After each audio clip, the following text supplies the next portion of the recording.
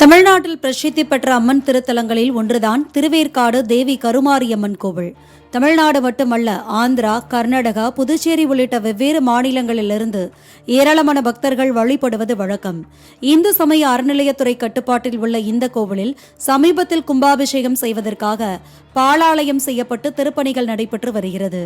கடந்த ஆண்டு திருக்கோவில் அறங்காவலர் குழு தலைவராக என்.கே. மூர்த்தி நியமிக்க அறங்காவலர் உறுப்பினர்களாக சந்திரசேகர் ரெட்டி, கோவிந்தசாமி, சாந்தகுமார் மற்றும் வளர்மதி ஆகியோர் நியமிக்கப்பட்டனர். இவர்களில் வளர்மதி என்பவர் சக பணியாளர்களுடன் சேர்ந்து கொண்டு நாள்தோறும் லூட்டி எடுத்து வருவதுதான் திருவேற்காடு பகுதியில் பேசு பொருளாகி இருக்கிறது.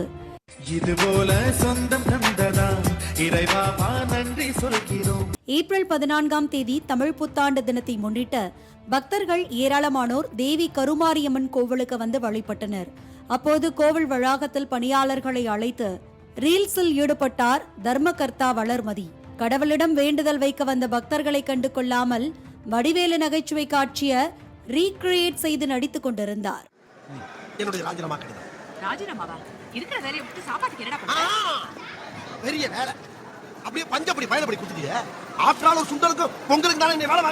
இதை பார்த்த பக்தர்கள் வெறுப்படைந்து வேண்டுதலையே விட்டுவிட்டு கோவிலை விட்டு வெளியேறினர். இது மட்டுமல்லாமல் பிரகாரத்தில் தர்மகர்த்தாவும் கோவில் பணியாளர்களும் சினிமா பாடலுக்கு நடனமாடும் காட்சிகளும் இணையத்தில் வைரலாகி வருகிறது. கோயில் உள்ளே நின்று கொண்டு உனக்கேதும் சோகம் தோன்றினால் இங்கே வா இன்பம் தருகிறோம் என இறைவனையே அழைக்கின்றனர் இந்த இறைவிகள்.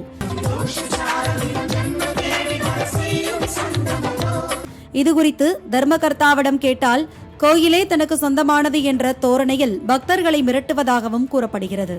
இந்த வீடியோக்கள் சமூக வலைதளங்களில் பரவிய நிலையில் நெட்டிசன்கள் பலர் கண்டனங்களை தெரிவித்து வருகின்றனர்.